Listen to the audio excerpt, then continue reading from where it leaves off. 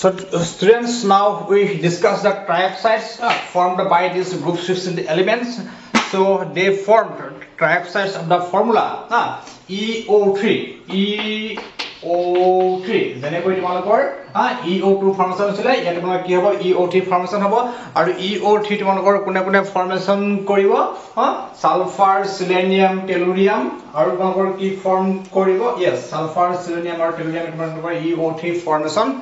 কৰিব so hey EO3 বিষয়ে আমি আলোচনা কৰিবলৈ যোৱাৰ আগতে আমি তোমালোকৰ ডাইঅক্সাইডৰ কেইটামান প্ৰপাৰ্টিজ চাই পেলাও So what are these properties? These properties are mainly তোমালোকৰ কি হ'ব acidic and basic nature acid or base character ইহঁতৰ তোমালোকৰ অম্ল বা ক্ষাৰকীয় কিবা নেচাৰ আছে নেকি acid or base character আছে নেকি আমি হেতু তোমাক কি কৰো আলোচনা কৰো of the formula EO2 ই মানে তোমাৰ কি sulphur selenium and টেলুৰিয়াম So sulfur dioxide আমি যেটা water dissolve কৰিম then it will form sulfurous acid H2SO3 and selenium dioxide will form H2SeO3 কি হ'ব selenious acid H2SO3 আৰু তোমালোকৰ কি sulfurous acid H2SO3 এটা হ'ব তোমালোকৰ কি selenious acid আৰু তোমালোকৰ এটা হ'ব তোমালোকৰ কি sulfurous acid ঠিক আছে Then আমি তোমালোক যদি টেলুৰিয়ামক আমি যদি ইয়াত ডিসলভ কৰো so টেলুৰিয়াম dioxide is almost insoluble in water এই পানীত তোমালোকৰ কি হ'ব insoluble হ'ব আৰু তোমালোকৰ কি গতিকে ইয়াৰ পৰা আমি ক'ব পাৰো যে সালফাৰ ডাইঅক্সাইড আৰু সিলিনিয়াম ডাইঅক্সাইড তোমালোকৰ কি acidic in nature they are acidic in nature and tellurium dioxide is তোমালোকৰ কি amphoteric উভধৰ্মী ই acidic কো দেখাব পাৰে বেসিক ক্যাৰেক্টাৰ দেখাব পাৰে আৰু তোমালোকৰ যদি polonium dioxide থাকিলে that will be basic in nature তোমালোকৰ কি হ'ব ক্ষাৰকীয় হ'ব তোমালোকৰ কি going down the group ইয়াৰ তোমালোকৰ কি ইলেক্ট্ৰোনেগেটিভিটি ডিক্ৰিজ হৈ যায় ঠিক আছে Now আমি আলোচনা কৰো হিহঁতৰ reducing character reducing and oxidizing properties acidic আৰু basic character আলোচনা কৰিলো এতিয়া আমি আলোচনা কৰো reducing and oxidizing properties হিহঁতৰ তোমালোকৰ হেডি কেনে ধৰণৰ ৰিডাকচন কৰিব পাৰে বা কেনে ধৰণৰ অক্সিডাইজেশন কৰিব পাৰে সো আমি ইতিমধ্যে পাই আহিছো তোমালোকৰ কি হ'ব going down the group তোমালোকৰ কি হয় +6 oxidation state or তোমালোকৰ stability so +6 oxidation state যেটো stability যেটো স্থিৰতা হেটো তোমালোকৰ কি হৈ যায় ডিক্ৰিজ হৈ যায়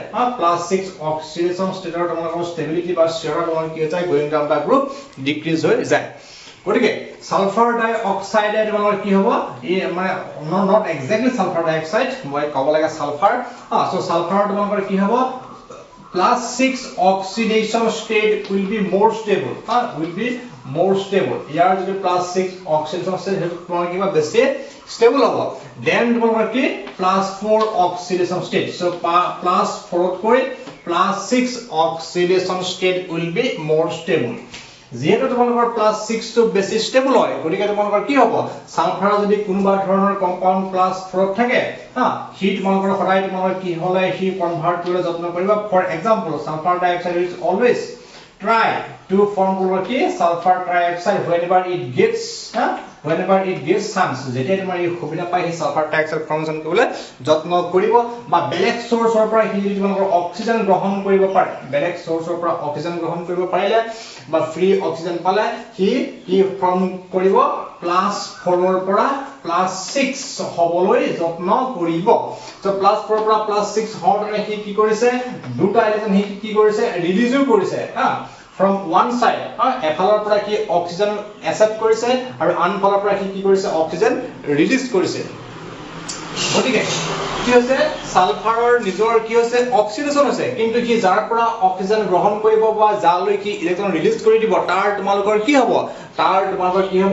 বিজাৰণ হ'ব অৰ্থাৎ তাৰ ৰিডাকচন হ'ব গতিকে আমি গব পাৰো যে sulphur in +4 oxidation state can act as reducing agent কি তোমালোকৰ reducing agent বিজাৰক পদাৰ্থ হিচাপে কাম কৰিব পাৰিব অকল যে সালফাৰ ডাইঅক্সাইড হ'ব হেতু কথা নহয় মই কি বুজাবলৈ সালফাৰ ডাইঅক্সাইড লিখিছো +4 oxidation state টো বুজাবৰ কাৰণে সালফাৰ ডাইঅক্সাইড টো লিখিছো অলৰাইট so new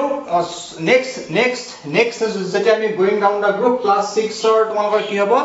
যেটো তোমালোকৰ মানে stability plus 6 ৰ stability কমি যাব গতিকে কোনোবা ধৰণৰ কম্পাউন্ড যদি তোমালোকৰ plus 6 ত থাকে suppose তোমালোকৰ selenium বা tellurium যদি তোমালোকৰ plus 6 oxidation state ত তোমালোকৰ থাকে selenium বা tellurium আমি তোমালোকৰ কি লৈছো tellurium টো লৈছো so tellurium যদি তোমালোকৰ ধৰা plus 6 oxidation state ত আছে then it will have or it have the tendency to undergo plus 4 oxidation state so selenium plus 6 ৰ পৰা তোমালোকৰ কি হল যত্ন কৰিব plus 4 ৰ যাবলৈ যত্ন কৰিব কেনেকৈ যত্ন কৰিব by accepting two numbers of electron or by releasing oxygen মই তোমালোকৰ জাস্ট বুজিবৰ কাৰণে কৈছো যেহেতু আমি অক্সিডেশন আৰু ৰিডাকশন কোৰ পৰা আমি ডিফাইন কৰিব পাৰো with the help of oxygen যদি অক্সিজেন ৰিলিজ কৰে বা অক্সিজেন যদি আঁতৰি যায় that is called reduction আৰু যদি আমৰা ইলেক্ট্ৰন এসেট কৰে that is called reduction গতিকে এই ৰিডাকশন দুটা বুজাবৰ কাৰণে মই ইয়াত অক্সিজেন ওলাই যোৱা দেখাইছো আৰু তোমালোকৰ কি দেখাইছো দুটা ইলেক্ট্ৰন মানে ইয়াত যোগ হোৱা দেখাইছো for our understanding only so mind it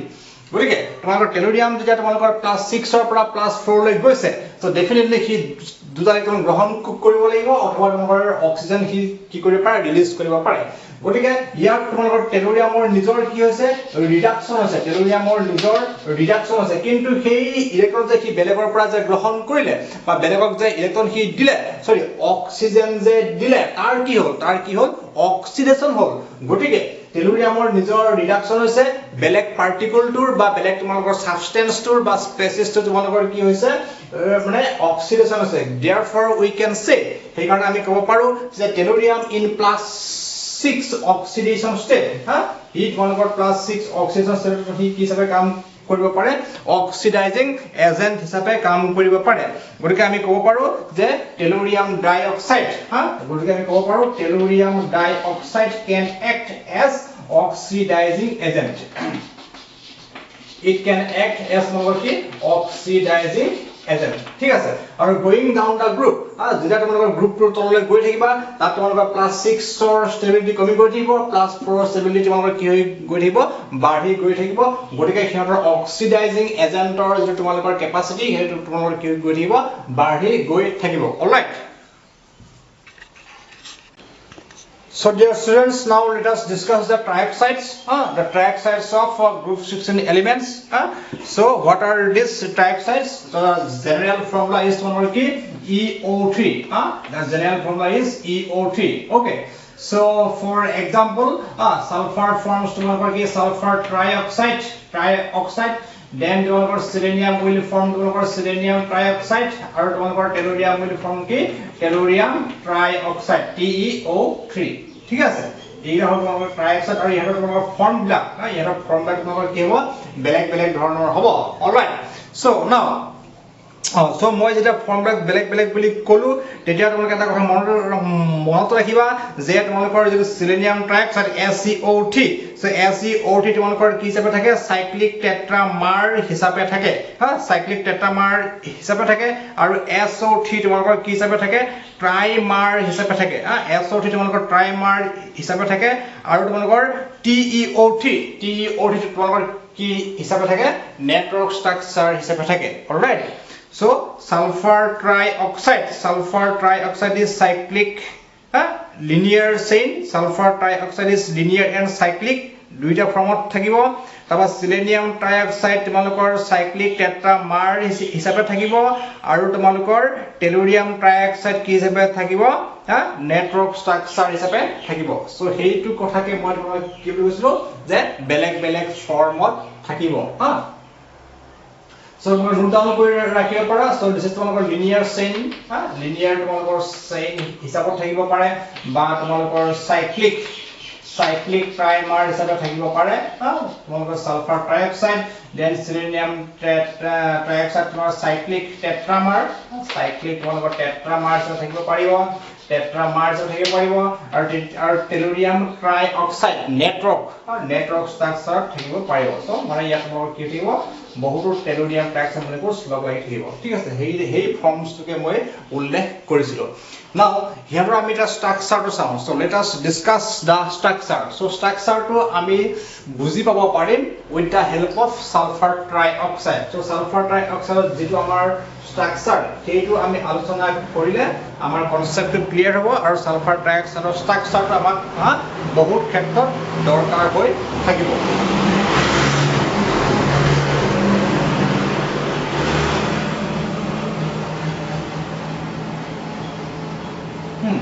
So this was the structure of bent structure or angular structure of our sulfur dioxide जो कि तुम्हारे क्या असले एजो lone pair electron असले और ये lone pair electron तो हमारा कौन को असले A2 असले A2 हमारा lone pair electron असले और ये तुम्हारे क्या असले sp2 hybridization होइसले there was hybridization of key s this is s orbital and this is तुम्हारा की p orbital so this sp2 hybridization होइसले all right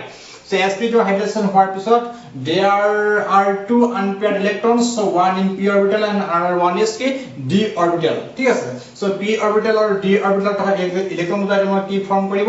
p pi আৰু d pi বান্ধনী ফৰ্ম কৰিছিলে with oxygen p pi d pi বা তোমালোকৰ কি হ'ব পাৰে p pi হ'ব পাৰে আৰু এটা মন কৰিবা অকল যে এইডাল বান্ধনীকে p pi লিখিবা তাৰ কোনো মান নাই তোমাকে এইডাল বান্ধনী কি লিখিব পাৰা p pi d pi বুলি লিখিব পাৰা so as a result there will be resonance structure like this not like this so arrow mark on both the sides resonance structures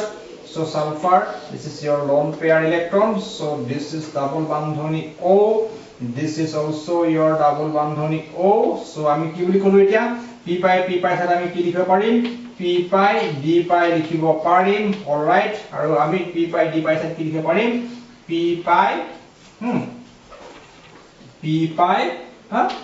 pi লিখিব পাৰিম so as a result দুইটা structure combine কৰি আমি কেনেকৈ লিখি দিব পাৰো কেনেকৈ লিখিব পাৰো সালফাৰ this is তোমালোকৰ কি this is all right this is oxygen and this is dotted with the help of this dot I mean ki resonance structure of sulfur dioxide and the dipole moment of this is around 1.63 diopter okay sulfur dioxide or dipole moment is around 1.63 diopter now when they will form sulfur trioxide যেটা হেনে তোমালোকৰ sulphur trioxide form কৰিব then there will be no lone pair electron বা তোমালোকৰ lone pair electron নাথাকিব so double বান্ধনী O then this is তোমালোকৰ double বান্ধনী O this is ডাবল বান্ধনী O কি হ'ব ফৰ্মেশন হ'ব আৰু এই তিনডাল so এই তিনডাল ডাবল বান্ধনীৰ ভিতৰত তোমালোকৰ তিনডাল তোমালোকৰ কি হ'ব পাই বান্ধনী হ'ব 3 numbers of পাই বান্ধনী and 3 numbers of তোমালোকৰ কি সিগমা বান্ধনী গঠন হ'ব গতিকে কেনেকৈ তোমালোকৰ তিনডাল সিগমা বান্ধনী আৰু তিনডাল পাই বান্ধনী ফৰ্মেশন হ'ল এটা আমি জানিব লাগিব আকৌ কিয়নো স্ট্ৰাকচাৰটো প্লেনাৰ হ'ল এটা আমি ক'ৰ পৰা গম পালো এটা আমি হাইব্ৰিডাইজেচনৰ পৰা গম পালো in sulphur dioxide and in sulphur trioxide both the cases sulfur is in your sp2 hybridized state sulfur dioxide or sulfur trioxide দুইটা তোমালোকৰ সালফাৰটো কি হিচাপত থাকে sp2 hybridized state থাকে ঠিক আছে এখানে ইয়াৰ স্ট্ৰাকচাৰ কি হয় তোমালোকৰ প্লেনাৰ হয় so now let us see let us discuss how these three numbers of sigma bonds and three numbers of pi bonds are formed so তাৰ কাৰণে আমি এই ডায়াগ্ৰামটো কি কৰিছো ব্যৱহাৰ কৰিছো so for this just we are using this diagram this same diagram এটো মই লিখি ৰাখিছো মহা নাই কাৰণ এটা আমাক নেক্সট অলপ পিছতে দৰকাৰ হ'ব পাৰে অলৰাইট so এটো আমি কি লিখিছিলো first excitation state of sulfur লিখিছিলো now if we write down the second excitation state of sulfur then there will be excitation of another single electron to your key d orbital as a result the structure will be so এটো মই এই ফালে লিখিছো মই এই ফালে লিখিছো মানে বহিতম সিধাকে লিখিবা বেকাবেকি হ'ব নালাগে ঠিক আছে so বেকাবেকি হলে ভাল নেদেখুৱায় okay So here is this one electron will migrate here. So my eta will like so. Then here it is 3 numbers of p orbitals 1 2 3 1 1 1. Then here, so after already that electron asile, so after migration of one electron 1 2 3 4 5, there will be 2 numbers of unpaired electron. ঠিক আছে. So thus the configuration will be all of program jotna korisu 3s1. Here this is one about 3p3. Here this is one about 3d2. ঠিক আছে. So find it ধৰিব পাৰিছানে? 3s1 3p3 3d2. এইটো configuration আমি কেতিয়া পালো? In the second excitation state of sulfur. এতিয়া যেহেতু ইয়াত তোমালোকৰ 6টা আনপেয়াৰ ইলেক্ট্ৰন আছে, গতিকে তোমালোকৰ 6ডাল বান্ধনী ফৰ্মেশন হোৱাৰ ইয়াৰ কি আছে পসিবিলিটি আছে। So out of these 6 bonds this s orbital and 2p orbital will form sp2 hybridized orbitals. কেইটা sp2 hybridized orbitals formation কৰিব? তিনটা ফৰ্ম কৰিব। So মই তোমালোকৰ ইয়াত বেলেগ কে লিখি দিছো বাৰু। sp2 এটা, sp2 দুটা, sp2 তিনিটা। So তিনিটা sp2 hybridized তিনিটা sp2 hybridized orbital তোমালোকৰ কি এটা কৈ ইলেক্ট্ৰন আছে, এটা কৈ ইলেক্ট্ৰন আছে। So 1